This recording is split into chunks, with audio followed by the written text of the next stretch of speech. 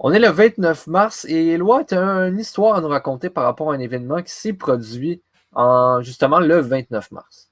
Effectivement, les gars, c'est une histoire que peu de gens connaissent aujourd'hui. Je vais vous poser la question. Je pense pas que vous allez savoir la réponse. Connaissez-vous les Spiders de Cleveland? Non. Non.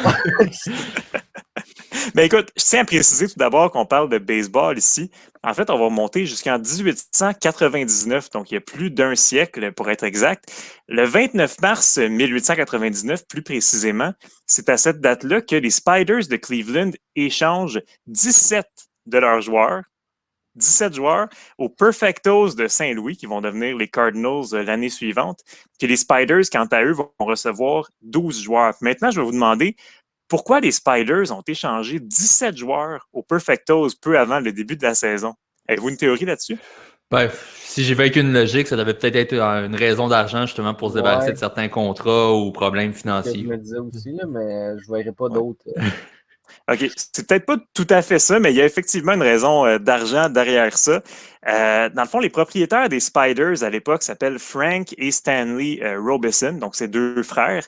Puis en 1899, au début de la saison, ils ont acheté la franchise de Saint-Louis également. Donc, au printemps 1899, ils sont propriétaires de deux équipes de baseball majeures.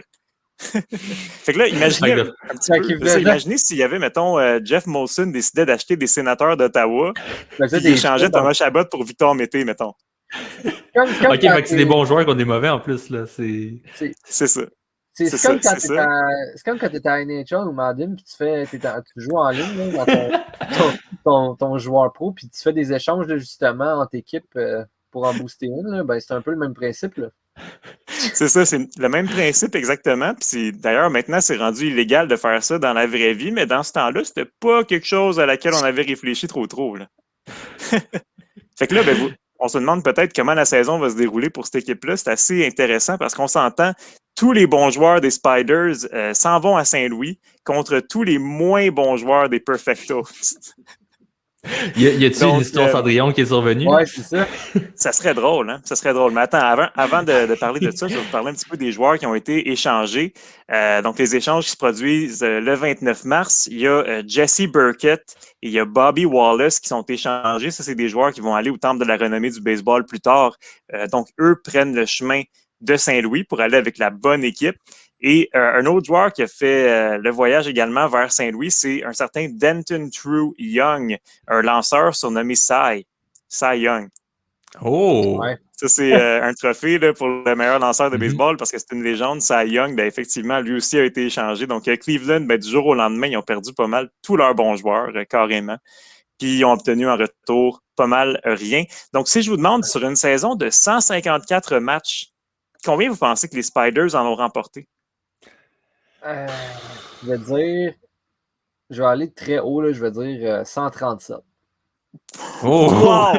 C'est l'équipe qui a plus de joueurs, là. Non, OK. Pour vrai, moi, j'irais avec une quarantaine. Non, pour vrai, je vais aller avec 52. Genre. OK. En fait, c'est 20. 20 victoires et 134 défaites. C'est la pire saison de l'histoire du baseball et de loin à part ça. Évidemment, les journaux sont plutôt méchants avec l'équipe, on s'entend parce que c'est une vaste blague. Là, cette équipe-là, il n'y a plus de bons joueurs du tout. Avec les Spiders, on s'entend, il n'y a plus rien qui se passe sur le terrain. La plupart des joueurs sont jeunes ou jouaient dans des ligues beaucoup plus faibles par les années passées. Quelques moments clés de la saison maintenant. Le 2 juin, les Spiders réussissent à prendre une avance de 10-0 contre les Superbas de Brooklyn. Donc, après 6 manches, c'est 10-0 Spiders. Qu'est-ce qui peut se passer? Ils vont perdre 11-10, finalement. 10 jours plus tard, le 12 juin, seulement 58 partisans vont assister au match de l'équipe face aux Pirates de Pittsburgh. Donc, c'est normal. C'est normal, c'est sûr. Même à Montréal, le Canadien, quand on n'est pas bon, ben on voit qu'il n'y a pas grand monde qui vont à l'aréna. Cette année, évidemment, c'est une exception, mais généralement, quand même, quand l'équipe est moins bonne, on s'entend, les assistances chutent rapidement. Donc, après ça, après le 12 juin, ben, les équipes adverses vont refuser d'aller jouer à Cleveland parce qu'évidemment, s'il n'y a pas de spectateurs, ben, il n'y a pas d'entrée d'argent pour l'équipe locale. Donc, si vous voyez où je veux en venir, les Spiders vont jouer seulement 8 de leurs 93 derniers matchs à la maison. Hey, c'est 85 quand même... sur la route. Veux pas, il y a quand même... Tu sais, c'est pas équitable, veux pas, là. Tu joues devant justement les partisans des autres équipes, même quand t'es censé être à des matchs à domicile, c'est pas... Dans le fond, c'est une atmosphère pré-COVID, ça. Longtemps avant la grippe espagnole même, mais effectivement, c'est une équipe qui a été complètement abandonnée par ses propriétaires. Puis les joueurs, je sais pas comment ils ont fait ça cette saison-là. Mais une chance, on peut plus voir ça aujourd'hui parce que, tu sais, justement, dans le cas d'une équipe qui se ferait prendre tous ses meilleurs joueurs, ben, veut pas, à long terme, genre tu le disais, pour les partisans, c'est même plus une équipe que tu vas encourager à aller voir, puis ça devient juste lourd, là, comme atmosphère pour une équipe. Oui. Non, c'est sûr, c'est une blague, là. Tu sais, on parle des Sabres de Buffalo, ils en ont perdu plusieurs d'affilée, mais là, les Spiders, ça, c'était même pas drôle. Puis d'ailleurs, comme le dit Simon Clich-Trudeau, connu comme Loud, c'est une année record parce qu'encore aujourd'hui, il y a plusieurs marques qui ne seront jamais battues, des marques qui ont été établies par les Spiders. Ils ont atteint le plus de frappeurs adverses en une saison avec 109. Quand même! Donc, presque un par match. Là, les lanceurs des Spiders atteignaient des gars assez régulièrement. Aussi, ils ont eu le pire ratio de points pour et de points contre, le différentiel, avec moins 723. Donc, on perdait 20-2, 21-6, des matchs comme ça. Puis quand on gagnait, c'était un miracle. 11-10, exactement. Puis ils ont aussi le record pour le plus grand nombre de matchs disputés sur la route, comme j'ai mentionné, avec 101. Puis ça, cette marque-là ne sera jamais battue, évidemment. À moins qu'on joue 202 matchs dans une saison. Non, ça n'a aucun bon sens.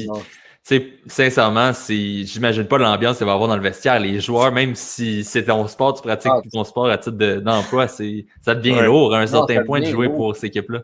Ça devient lourd. Tu n'as pas juste les moments où tu vas dans le vestiaire, là, même l'entraînement aussi que tu fais de toi-même, c'est comme tu n'as plus le goût de te donner à un moment donné. Là, ça ne sert pas à grand-chose en tout cas.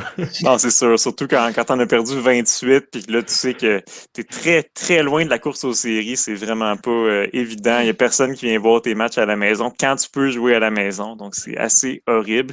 Donc, évidemment, ils ont raté des séries par beaucoup, mais l'équipe de Saint-Louis aussi, pour conclure, l'équipe de Saint-Louis a aussi raté la série mondiale. Dans ce temps-là, il y avait seulement les deux meilleures équipes qui se rendaient. Donc, Saint-Louis, avec 84 victoires, 67 défaites, ça n'a pas été suffisant.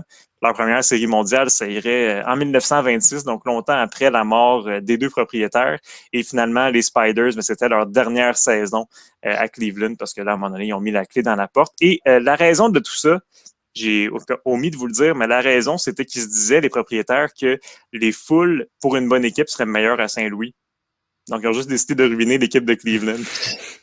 Donc, eux, ils se sont dit, on va faire un coup d'argent avec Saint-Louis. Cleveland, ça va être un peu le bon débarras, puis ça ne posera pas de problème. Oui, c'était carrément une farce. Puis aujourd'hui, je vous rassure, c'est totalement illégal de posséder deux équipes de la même ligue. Là. Mais à tout le moins, je dirais, ils n'ont pas réussi justement à remporter de série mondiale. Donc, c'est un peu, si on veut, une contrepartie. On a essayé de créer une équipe, si on veut, un peu booster pour attirer des plus grandes foules pour gagner, être dominant. Finalement, ça n'a pas fonctionné. Donc, c'est un retour du balancier, si on veut. Ouais. Le karma. Oui, exactement.